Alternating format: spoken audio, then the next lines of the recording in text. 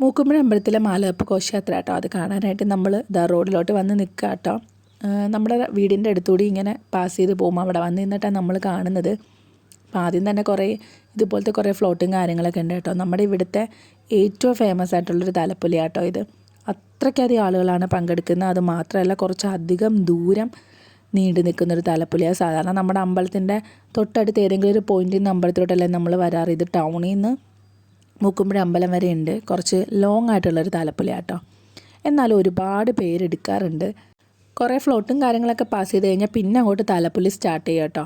ഒരുപാട് പേരുണ്ടായിരുന്നു പരിചയം ഉണ്ടായിരുന്നത്. ഞാൻ താലം എടുത്തിട്ടുണ്ടായിരുന്നില്ല, നല്ല പനിയായിരുന്നു. അത് മാത്രമല്ല ഇത്രയും കാലമായിട്ട് ഞാൻ ഈ ഒരു താലം എടുത്തിട്ടില്ല കേട്ടോ. ചിലപ്പോൾ ഒരു പക്ഷേ ഞാൻ മാത്രമേ ഉണ്ടാവുള്ളൂ ഈ ഒരു താലം ഇത്രയും കാലമായിട്ട് എടുക്കാത്തത്. എല്ലാവരും എടുക്കും കേട്ടോ. പല സ്ഥലത്തു നിന്നായിട്ട് വന്ന് ഈ താലം എല്ലാവരും എടുക്കാറുണ്ട്.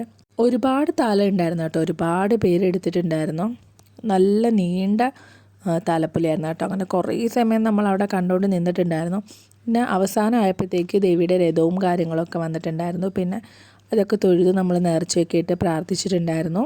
അതെല്ലാം കഴിഞ്ഞിട്ട് നമ്മൾ അവിടുന്ന് പയ്യെ വീട്ടിലേക്ക് പോകാനിറങ്ങി. അപ്പോൾ ഇത്രയുള്ള വിശേഷം. ഓക്കെ, നാളെ കാണാം.